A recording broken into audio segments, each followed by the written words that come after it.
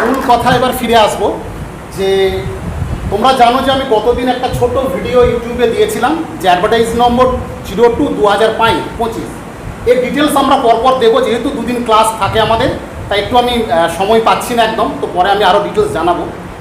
তো 2025-এর যে mechanical, electrical এবং সিভিল যে তিনটে মিউনিসিপ্যাল সার্ভিস কমিশনের আন্ডারে যে কেএমসি পরীক্ষাটা হয়, তোমরা জানো এটা কোর টেকনিক্যাল এক্সাম। কৌশিক প্রথম থেকেই আমাদের কিন্তু কোনো নন টেকনিক্যাল ক্লাসও করতো না। তো বেলঘড়িয়া রামকৃষ্ণ মিশনের স্টুডেন্ট, বলবে কোথায় ওর বাড়ি টাড়ি ডিটেলসই সব বলবে তোমাদের সামনে। তো তার আগে এই যে 28টা পোস্ট বেরিয়েছে, ইউআর 12টা, ইডব্লিউএস 3টে, এসসি 6টা, এসটি 3টে, ওবিসি এ 3টে, ওবিসিবি 1টা।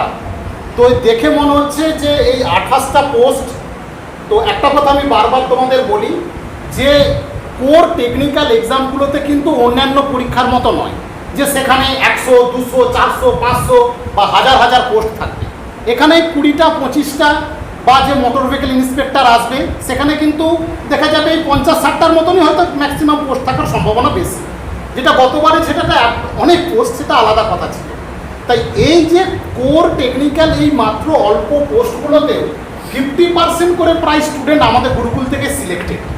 তো সেই ভিডিও আমি কিন্তু অলরেডি প্রোভাইড করেছি, দেখবে একসাথে 12 জন 14 জন করে দাঁড়িয়ে আছে, সেটা কৌশিকের মুখ থেকেই শুনবে ওর সময় কতগুলো পোস্ট ছিল, গুরুকুল থেকে কতজন পেয়েছিল, সেগুলো সব ডিটেলসে ও বলবে এক্সাম কেমন হয়।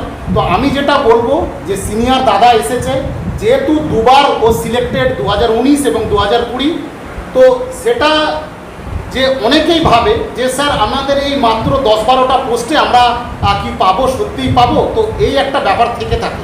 তো আমি এদেরকে একটা বলতাম যে গুরুকুলের যে নোটসগুলো আমরা প্রোভাইড করি, যে মক টেস্টগুলো প্রোভাইড করি, যতক্ষণ না সেগুলো 90 থেকে 100% হয় তার পরবর্তী বই আর ধরিস না।